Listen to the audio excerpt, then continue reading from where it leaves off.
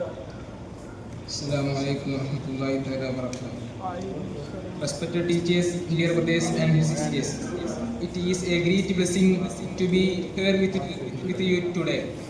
In a place dedicated to pursuit that is very dear to Allah, the pursuit of knowledge. I want to ask you a simple question.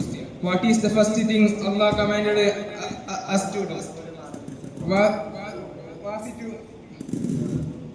Was it to pray, to fast, to give charity? No. The very first word revealed to or believed Prophet Muhammad sallallahu alaihi wasallam in the cave of Hira was Iqra. Read in the name of your Lord who created with this on powerful word. Allah showed us that the foundation of your faith, the very first step on our journey to Allah is to seek knowledge.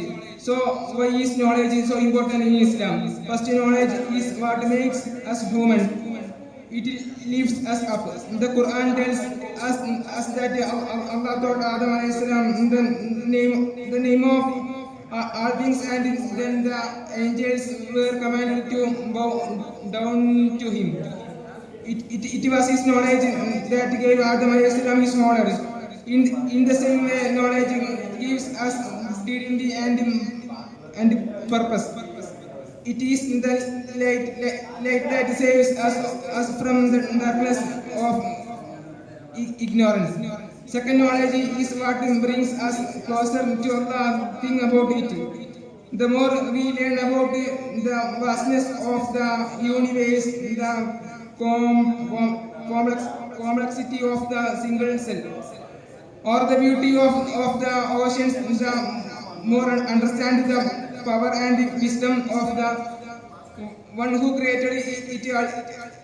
Every question we solve, every loss and we discover, every ways of the Quran we understand it all points back to Allah. Increases of our faith.